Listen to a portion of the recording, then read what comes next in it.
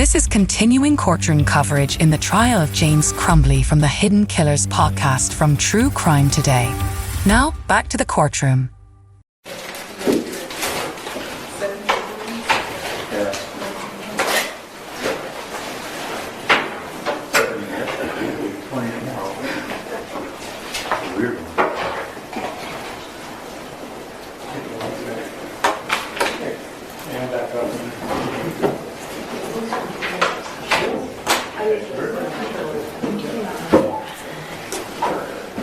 Yeah, I don't know. I mean, I see something. Yeah, he's like, they prefer that you communicate directly with the court. I'm like, oh it's a representative. She's actually really reasonable. It's just, I don't know.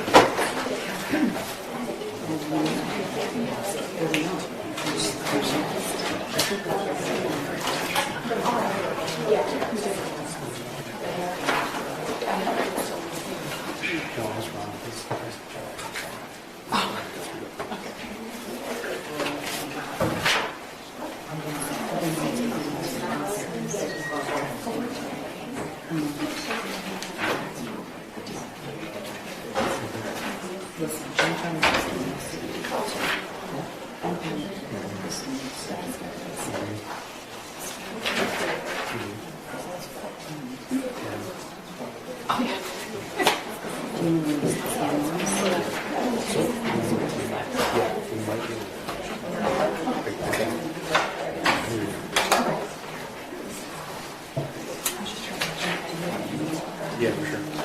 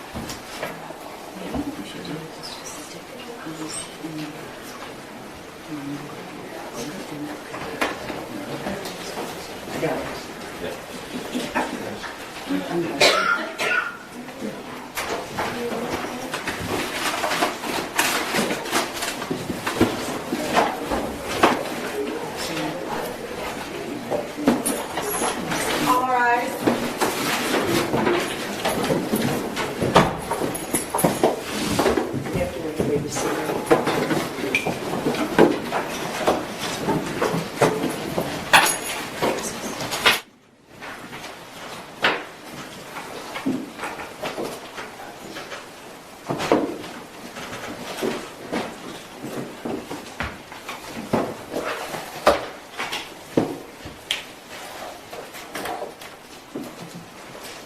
Honor, calling People v. James Crumbley, case number 22279-989-FH.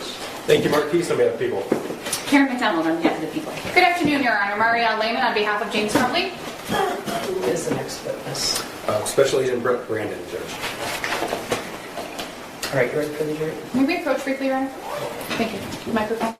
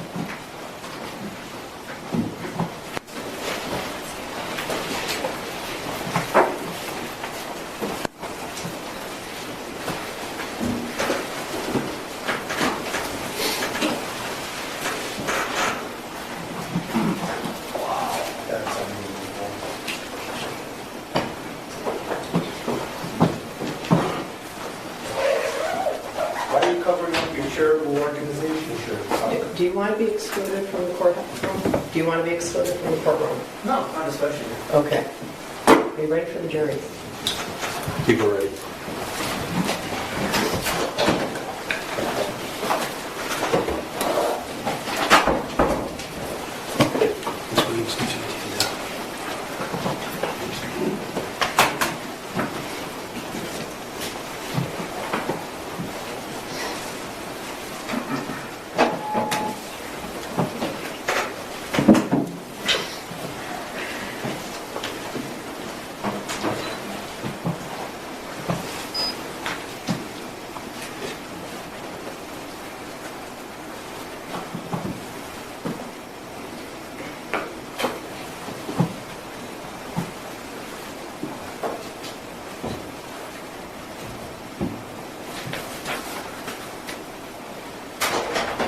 All rise for the jury.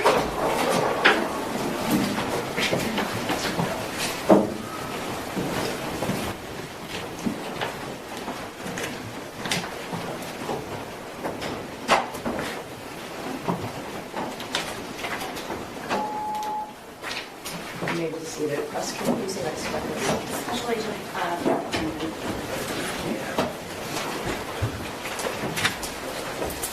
Could you raise your right hand? Do you swear or affirm the testimony about the is the truth to help you God? I do. Okay, please step up and have a seat. And then state your name for the evidence and your first and last name. Brett Brandon, Brettbrandon. Go ahead, prosecutor. good afternoon. Good afternoon. All right, Special Agent, can you tell the jury what role you're playing here today and during this trial? One of the officers in charge of this case. Okay, and what does that mean? It means that I've been assigned with Lieutenant Willis to usher this investigation through the prosecution. Okay. This Lieutenant Willis? Yes. Okay. He's normally sitting right here. He's also an officer in charge? Yes. Okay. And can you tell the jury what your occupation is? Yes, I'm a special agent with the Bureau of Alcohol, Tobacco, Firearms, and Explosives. It's commonly referred to as just ATF. And what does the ATF do? The ATF enforces the nation's firearms, arson, and explosive laws. Obviously, we primarily focus on the firearms laws. And so you're employed by the state or the federal government? The federal government. Okay. As part of that, well, I'm sorry, let me get to this. A little bit about your experience and background that brings you here to testify. How long have you been a special agent? How long have you been with the ATF? It'll be 15 years in July. Okay, and how long have you been a special agent? Been a special agent for, it'll be approaching 11 years in July. And what does special agent mean? A special agent, so if it means we're a criminal investigator trained in investigating for the purposes of ATF, the crimes underneath the jurisdiction of ATF, but also we assist with other federal investigations and obviously state and local investigations for ATF, primarily involving the use of firearms. And what is your educational background? I have a degree from Oakland University in political science. I spent 1 year at law school at the Catholic University of America, and then obviously I was trained at the ATF National Academy for the requisite training to become an ATF agent.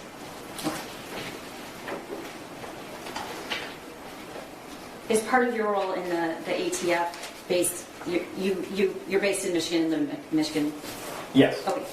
Do you have any interaction with state investigations, and if so, what are they?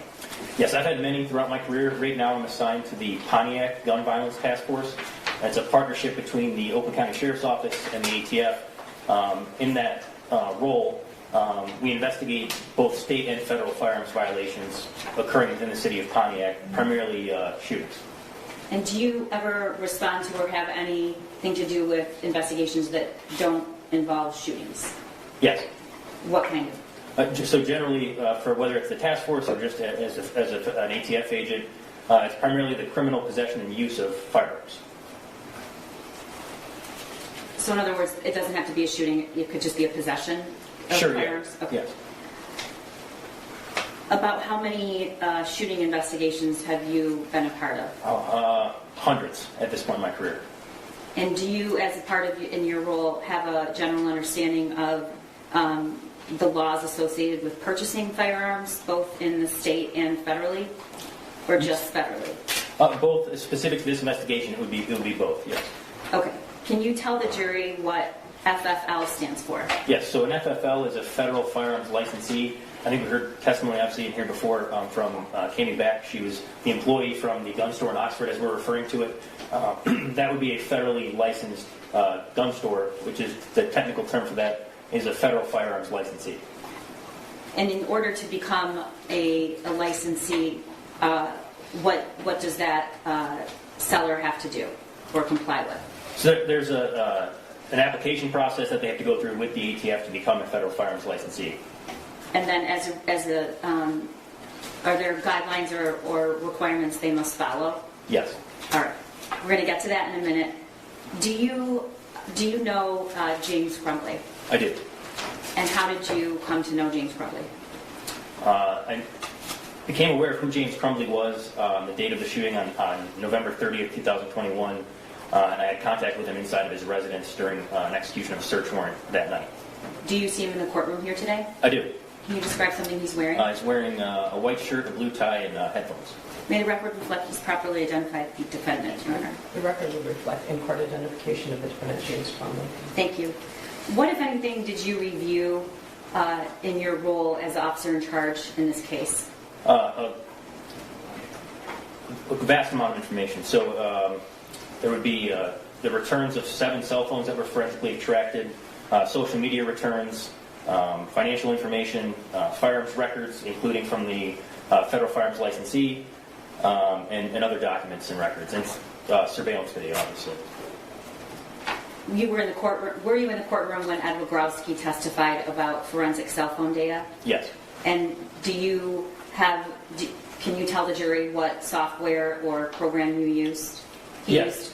Objection, yes. Your Honor.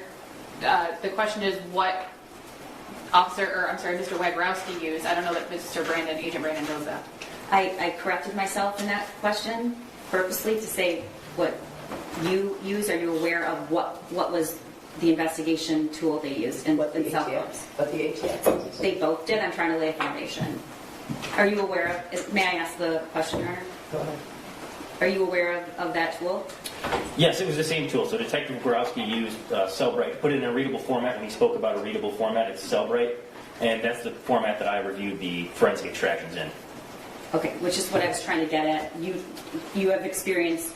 Do you have experience in this investigation reviewing the Cellbrite information, which is the cell phone data? Yes. Okay, thank you. I want to draw your attention to November 30th of 2021 and ask you to first explain where you were when you heard about the shooting. So I was in the ATF headquarters for the Detroit Field Division is in downtown Detroit. I was in an office that I shared at the time with my partner, and the assistant special agent in charge at the time came in. He knew I was from the Orient-Oxford area and let me know that there was a shooting at Oxford High School. You currently are there, or you grew up there? Both. All right. What did you do? I grabbed my bag and I ran out the door. Did you go with anyone else? Was it discussed about what you were planning on doing? What the plan was? Who was going? Who wasn't going? No, I just ran out the door and got to my car in the parking structure, turned on the lights and sirens, and then drove up I-75 in towards the direction of Oxford High School. Do you typically work with a partner? Yes. Was he there that day? He was. Did you let him know you were going, or did he come with you? At the beginning, at the time, no, I didn't let him know. He was stepped out for a minute, and I didn't even think about it. I was so focused on getting to the school. Okay. About how long or does it take to get from Detroit to Oxford School? It depends on traffic. It could be an hour. It could be more. It could be a little bit less, just depending on the time of day. And did you have a familiarity with the area? Yes. Okay. What, if anything, did you know about that incident when you left? All I knew when I left was that there was a shooting. As I drove northbound, I did receive information from our intelligence unit that there was a confirmed shooting. It was not a false alarm. Okay. And what did you do as a result of that? I continued to drive north on I-75, and at some point, I believe it was in Troy, met up with other law enforcement, forming like a caravan, like others have Detective Growski testified to, traveling north on 75, and then getting to the exit at exit 81, where the old Palace of Auburn Hills used to be. So the caravan, were there other people on the highway? Yes. Did this whole caravan, was it just law enforcement? It was law enforcement. I believe at one point there was even a news truck trying to follow the caravan. I wasn't sure if they were aware, but I think they were just running parallel with the caravan. And was it licensed sirens? Yes. Okay. What kind of rate of speed? It was very fast, but it was as safe as we could be. Okay. Can you tell the jury and describe what it was like driving up to Oxford School that day? Your Honor, I'm going to object to the relevance. Yeah, why is it relevant? Because he's describing the scene and what he did and how he got into the school, and it was the scene of the shooting, and he was part of the investigation of the shooting. Okay, so start there. So you arrive at the scene, you arrive at Oxford High School. Is that where you went first? Yes. Okay. Can you describe the scene in terms of, was it easy to get there? Were there cars? Were there students? So as we're getting to the school through, obviously, Lake Orion and Oxford, it's travel through there, all the cars were parked on the right side of the road, and so, it was almost like the left lane, there were no cars in it, and people knew what was going on at that point. It had seemed that word had spread because no one was moving. It wasn't just like you normally would get over and then get back over in the left lane. People were just parked on the road. As I got in towards the school, I started noticing that there was a large group of people at the Myre, and obviously learned later that was the reunification point. When I arrived at the school, there were a lot of law enforcement personnel. I can't even put a number on it. It was dozens, maybe 100 in the main vestibule area where like the front offices were located. So when you arrived, were there more than one law enforcement agency? Was there more than one represented? Yes, there were quite a few. Okay. Did you know anything about where the alleged shooter was? Whether there were victims? What did you know when you approached the building? At that point, I had a conversation with someone in our intelligence group that had confirmed related information that they had received that there were fatalities, there were injured victims. Did you know whether or not the shooter was in custody? No, I didn't. I assumed that I didn't hear any gunfire when I got to the school, so I assumed that either the shooter was in custody or it was a barricade. I wasn't sure what was going on, but I knew that it was not an active shooting scene. Did you do anything before you entered the building? Were you carrying a weapon? Were you? Yeah, so I put on my vest and then ran to the front of the school with other people from the parking lot that were approaching the school.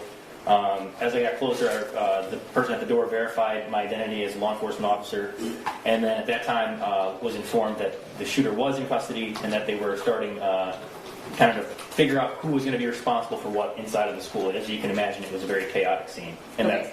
You mentioned a vestibule when you earlier. What do you mean? It was like the front area in front of like the front of the school where you'd have like offices where you check in if you were taking your kid out sick for the day. It was the main office area, and that's where I was directed to meet with Lieutenant Willis, who was identified as being the officer in charge of the scene. Is there a difference between the phase of clearing a crime scene versus evidence collection? Yes.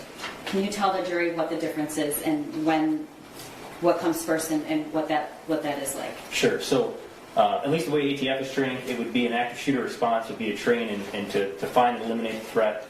After that has occurred, you have a clearing of the school, tactical clearing of the school to ensure there's no other bodies, secondary devices, or things of that nature.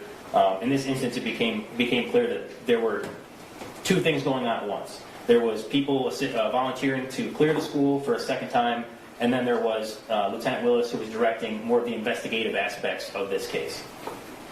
When you arrived, do you know about what time you arrived? I don't recall exactly what time I arrived now. Okay. Were there still students in the school? Not. If there were, if they were in classrooms, I wasn't aware of it. I did not see any students when I got to the school. Was part of your role to engage in clearing the school? So generally, yes, with ATF, we would be involved in clearing the school, the active shooter response, the clearing of the school, and then the investigation. I mean, when you got there that day, did you help clear the school? I did not. Based on the fact that the investigation had started, that the shooter was in custody and they had the weapon secured, I thought the best use of my abilities as an ATF agent would be to start the trace of the firearm to determine how it ended up there. Okay. You just said you found Lieutenant Willis. Is that correct? Yes. Okay, where was he standing? He was standing in front of the school offices. At one point, he was standing on a chair directing people around. Like I said, it was very, very chaotic. But I found Lieutenant Willis, and I believe someone had told him I would be coming to help trace the firearm, and that's when I went over and located it. And before that, had you ever met Lieutenant Willis? No. Okay. And what happened next? So Lieutenant Willis held up a trash bin that had the murder weapon, several magazines, ammunition, and the shooter's cell phone inside, and I was able to take photographs of it. Okay. A trash bin, a plastic trash bin? Yeah, so trash, not a one you throw like a school lunch in, but like a small one you have in like an office, like a square or rectangle trash bin. And if you know, what was it doing there? Or how did it get there? It was my understanding that evidence was placed in there to keep it safe while they were continuing to clear the school. Okay. And you said he held it up, and then what happened? I took photographs of the evidence, specifically the markings on the firearm that I needed to start the tracing process. And when you say markings, what do you mean by markings? So the firearms are required to have a make, model, and a serial number. Those three items are necessary to start the trace for ATF to determine where it was first sold. Did you actually physically pick up the weapon? I don't believe so. I don't think we wanted to preserve the evidence. I believe that the firearm was already flipped in a way that had the markings visible. I believe I just took a photograph of it and then provided that information to the intelligence group that would initiate the actual digital part of the trace. Okay. Once you did that, what did you do next? So once that process had been started, I went to Lieutenant Sam Marsban, who I had known from the Oakland County Sheriff's Office based on prior investigations, and in Pontiac, and asked what could be done, what needed to be done. And at that time, I began collecting facts for the timeline for a search warrant affidavit for the Crumbley's family residence. Okay.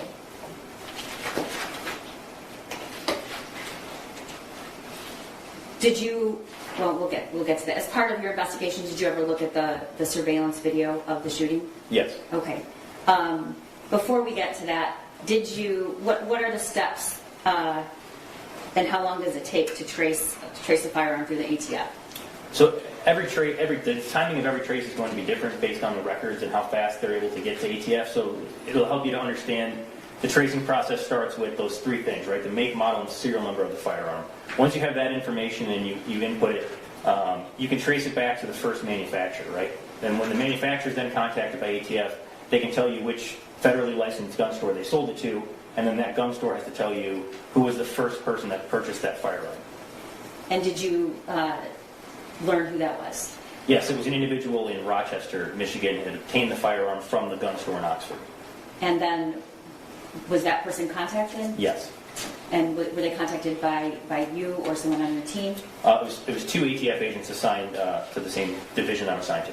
And what did they learn? They learned that that individual had sold the firearm back to the Oxford gun store sometime in early September. And then what did they do? They went to the gun store and spoke to Miss Cammie Back, who testified previously, and learned that the firearm was in fact, purchased by Mr. Crumbley on November 26, 2021. So 4 days earlier? Yes. Okay. And if we can stop for a moment, did you just say September? I meant November, I'm okay, sorry. thank you. Thank you to Mr. Keast who pointed that out. November, correct? November, okay. Yes. And, if we want to stop here for a moment, walk us through a general purchase of a firearm through a federally firearm licensee. Sure. So if you walked into a gun store today to buy a firearm, you'd have to fill out what Ms. Back testified was called an ATF Form 4473. It would have information about yourself, as well as information about the firearm you're purchasing. The FFL employee then would contact the National Instant Criminal Background Check System, the NICS system, through the FBI. And once they're given the okay to sell you the firearm, they proceed with that. Do you know if that protocol and procedure was followed here? Yes, in this it was. case? All right. You just stated that in order to buy a firearm, you have to go through all those steps. Is that all guns? Do you have to go through this process? So for every firearms sale from a federal firearms licensee, you do have to fill out the ATF 4473 and have those steps be fulfilled, yes. Does that include all guns, long guns and pistols? Yes. Okay. And are there differences in long guns versus pistols? Yes. In terms of who can buy them and where? Yes, in terms of age and things like that, there are different restrictions on the types of firearms you're purchasing. Okay, and in general, how would you describe the restrictions on what is more restricted and less restricted? Sure. So under federal law, if you're going to buy a firearm from a federal firearms licensee, you have to be 21 years of age to buy a handgun and 18 to buy a long gun. That would be either a rifle or a shotgun. All right. And what about registering a weapon? So there's no federal requirement for registration of a weapon. There is, however, obviously based on my experience in this case and others through the task force work, I'm aware obviously in Michigan that there are certain registration requirements for handguns. And why the same requirements for long guns? No. And do you know why that is? Objection, Your Honor. Speculation. Only if you know. Did you I say have to ask him first if he knows that's what I'm trying to do. Did you say in the state there is a federally, but there's a state? Correct. Okay. State of Michigan. Through your position in the ATF, do you know I why? think that's my question. Yes, Which- I thought he did. State of already. Michigan? It is the state of Michigan, yes. Thank you. Do you know why there are more restrictions on handguns? I believe it's due to concealability. Okay. Under state law, who can register a weapon? Under state law, register a handgun? Yes. Okay. So under state law, you can register a handgun at 18 years old, but obviously you can't buy one until you're 21 from a federal firearms licensee. So you can, in one way, buy a private sale from someone that's 18 to someone that's over 18, and then register that firearm. So I have seen through previous experience that you could register a weapon at 18, a handgun, but you could not purchase that handgun from a federally licensed gun store, if that makes sense. Okay. Were you made aware at some point if James Crumbley owned any other weapons other than the weapon he purchased on November 26th? Yes. Your Honor, I'm going to object to the reference of a weapon. I think it's a vague question. I think what Agent Brandon is aware of is alcohol, tobacco, firearms, and explosives. I think that the classification of a weapon is vague. If the prosecution is asking about firearms or handguns or pistols, then I think that should be the question and not specifically a weapon. Well, this response can clarify that. Correct, Your Honor. Right? So go ahead. You were made aware what other... the reason I'm using weapon is because I don't want to specify because that'd be leading, so I'm trying to get him to explain it without asking a leading question. You were made aware, what did he also own or purchase, if you know? So in June of that year, he had also purchased a Cobra Classic Derringer and also a Kel-Tec P17 .22 caliber pistol from that same gun store in Oxford. So that was about 5 months earlier? Yes. Okay. Were both of those guns bought at the same time? They were bought within several days of each other, but they were not bought at the same time. And how did the gun store have any record of those sales? Yes. And what was it? So they had the 4473 documenting the sale of the Derringer, as well as a sales receipt, and a Michigan pistol sales record documenting the sale to Mr. Crumbley for both the Derringer and the Kel-Tec pistol. Okay. So you've indicated now 3 separate handguns. Do I have that right? Yes. Okay.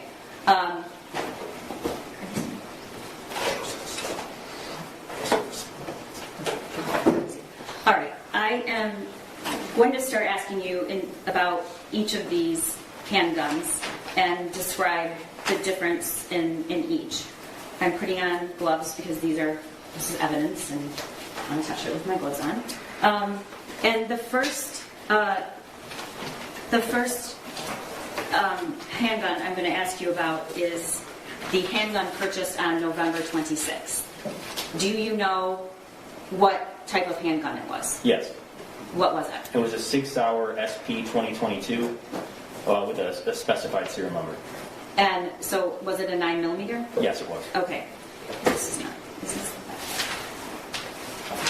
all right. So, before I do that, Special Agent Brandon, what is the way to handle a handgun safely before you even pick it up? I know there are firearm safety guidelines, but how do you make sure when you're handling a weapon for the first time that you're doing so in a safe way before? Object relevance, Your Honor. Response? I think the element of the crime that the defendant is charged with goes back to a legal duty in handling and storing a firearm, and so I absolutely think it's relevant. Okay, do you mean picking it up or? In every way. Okay. I'm not allowed. Thank you. How do you safely pick up a handgun? Sure. So, based on the fact, so there is a zip tie in it, so everyone is aware that firearm has been made safe already. But for the purposes of this, so if you pick up the firearm, you want to keep it pointed in a safe direction. You want to keep your finger off the trigger, and you want to visually and physically inspect the chamber of the weapon and the magazine well of the weapon to make sure that it's not loaded. Okay, so I'm going to pick up this. We know that is this the murder weapon? Yes, it is. All right, and we know that this has a zip tie in it. Correct. Okay. Can you specify what exhibit number that is? Yes, I'm sorry. 163. I think it's either admitted or there's no objection to it. Correct. Okay, this is the murder weapon. There's a zip tie in it. But even if there isn't, the general principle is to make sure the firearm is safe. You just said you physically examined the magazine well. Is that this right here? Yes, that's correct. Okay, and then you also have to do a second step, did you say? Yeah, so the same thing. So I would say physically and visually inspect the chamber of the weapon. So down the barrel, if you look down the barrel right So there. right here? And to make sure there's not a round inserted into the chamber of the firearm. Okay, and again, there's a zip tie in here, but in order to comply with that, you have to physically inspect to make sure there's no round in this chamber. Correct. And why? What's the reason for that? So with firearm, there's 4 basic principles of firearm safety. I mentioned 2 of them. Number 1 is to treat every firearm like it's loaded. Number 2 is to point the firearm in a safe direction. 3 would be keep your finger off the trigger, and then obviously not for court purposes, but if you're at a range or shooting, is to be mindful of your target and what's beyond it. At least that's the way ATF trains the 4 pillars of firearm safety. So the purpose would be to make sure that firearm's not loaded, that in case the trigger was accidentally or unintentionally discharged, that there's not an actual round in the chamber to be discharged. Is it possible for a firearm to discharge without touching the actual trigger? That would depend on a lot of different factors, including the type of firearm. Okay. I probably can't answer that question. Okay, thank you. So you mentioned earlier that you have to identify certain markings. Where are, and I'm going to give you some gloves if you don't mind.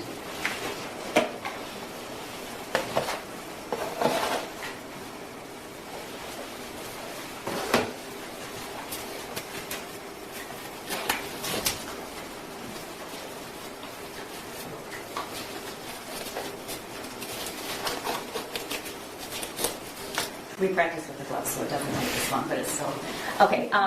If you wouldn't mind standing, if that's okay with the judge, Okay. I'm going to hand this handgun to you, safely pointed down, so you can show the jury what markings you're talking about to identify the weapon. So as you can see right here, it's kind of hard to see with the light, but it says Sig Sauer. That would be the manufacturer. And then you have the serial number as well as the caliber generally also stamped on there as well. Okay. Thank you. I'm going to put this safely back into its box. And then do you know what these are? Yes, those are the pistol magazines that come with the 6 Sauer SP 2022. Okay. And just in case there are people on the jury that don't have a familiarity with handguns, what are these for? What's inside here usually? So in a semi-automatic pistol, you would load your ammunition. Those magazines, I believe, can take up to 15 rounds. So you'd load the 9mm ammunition to capacity to 15 rounds, and then insert that into the firearm. And then once you send the slide forward, that is what allows a round to be chambered into the firearm to be ready to be discharged. So it has a 15-round capacity. So it would have a 15-round magazine capacity. You can also fit 1 round in the chamber, so that firearm has a total capacity of 16 rounds. Before you would have to reload? Yes. Okay. So can you explain to the jury what semi-automatic means? So a semi-automatic firearm means that for every pull of the trigger, it only fires 1 projectile from the firearm, as opposed to a automatic firearm, which would be that if you pull the trigger 1 time, multiple rounds are dispelled from the firearm with 1 pull of the trigger. The other 2 weapons you stated were a Derringer and a .22, correct? It was a .22 caliber Derringer and a .22 caliber Cobra Classic, or a .22 caliber Kel-Tec pistol. Okay, so Kel-Tec. All right. What is the difference between those 2 guns and a 9mm? So a Kel-Tec, the Kel-Tec pistol is also a semi-automatic pistol. It's just chambered in .22 caliber as opposed to 9mm. It's a smaller round, And again, you say round, and I think for lay people they think of that as many. But what do you mean when you say round? So I know that there's been some talk in this trial about bullets. Bullets are the part of the piece of ammunition that comes out of the firearm when it's shot. The round of ammunition is what's inserted into the magazine before it's fired. That has the fired cartridge case, the bullet itself, and then some type of propellant or powder, usually smokeless powder. Okay, so a bullet is what comes out of the shell casing and is expelled from the chamber, but a round includes the shell casing and the bullet and any kind of, what was the last thing? Yes, it would be like the powder that's used to yeah. So Okay. it would be the round of ammunition is the actual full piece of ammunition prior to being fired. Okay. And does the .22 that James Crumbley owned, does it shoot or fire faster? Does it have a larger capacity magazine? So I'm not an expert on ballistics and traveling with speed of firearms, but as far as capacity goes, it's got, I think the Kel-Tec P17 has a 17 round total capacity, but the actual round of ammunition itself, the 9mm versus the .22, the 9mm is going to be a wider round. So what the caliber refers to is the diameter of the bore, the inside of the barrel. So it would mean that the 9mm round is bigger, and based on the size of the round, it's got more. It's going to be heavier. So the damage from that round would be more than a .22 caliber round. If that makes sense. What kind of handgun does law enforcement usually carry? 9mm generally. At ATF we carry 9mm, and most of the departments and agencies I work with carry 9mm. And do you know why? Your Honor, I would object to relevance.